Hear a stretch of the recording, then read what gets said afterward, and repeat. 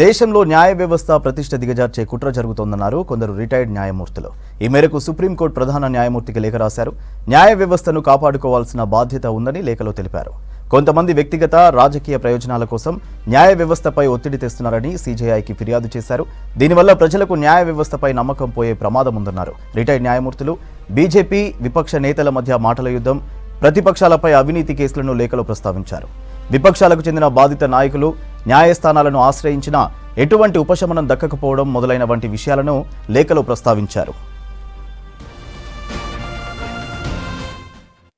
है कि जो मैंने लेटर लिखा था मुख्य न्यायाधीश को और जो हमारे 600 और सीनियर एडवोकेट्स और इलेक्टेड लीडर्स का जो लेटर हमने चीफ जस्टिस ऑफ इंडिया को लिखा था, उसी चीज़ पर आज सुप्रीम कोर्ट और हाई कोर्ट के रिटायर्ड जजेस ने भी उसी लाइन पर एक letter chief justice of India को लिखा है कि एक ग्रुप है वकीलों का जो कोशिश करता है कि जुडिशरी पे एक प्रेशर डालने का, उनको मिसगाइड करने का, उस चीज़ से हमारे जुडिशरी को सतर्क रहना चाहिए। और मुझे ये बताते हुए खुशी है कि उस लेटर के बाद और अब जजेस के भी लेटर आने पर हमारी जुडिशरी सतर्क हो गई है। अब जो ये एलिमेंट थे उनकी बातों में नहीं आने वाली है।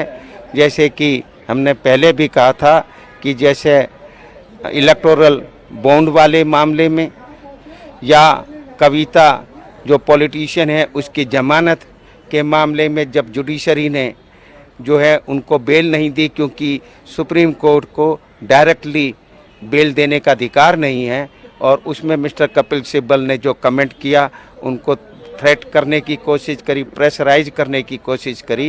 अब आगे से ऐसी सिचुएशन नहीं होगी। वकीलों की कुछ लॉबीज हैं, कुछ इन्फ्लुएंशियल लोग हैं जो एक पर्टिकुलर आइडियोलॉजी से बिलोंग करते हैं या वो पर्टिकुलर पॉलिटिकल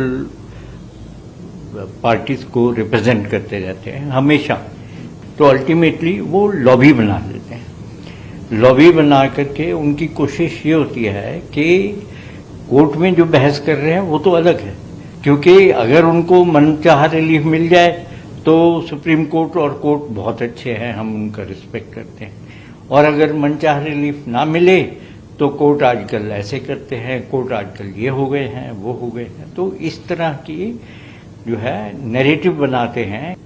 एक सीनियर वकील ने ये भी कहा कि जब फैसला उनके खिलाफ गया कि इतिहास आपको जो है माफ नहीं करेगा, the history will not be kind to you.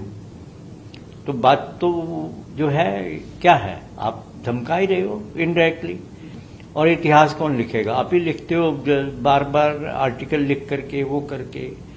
तो इस तरह जैसे हमारे भारत के इतिहास को वैसे विकृत करके रखा हुआ है कुछ ऐसे लोगों ने, तो वो जुडिशरी का भी इसी तरह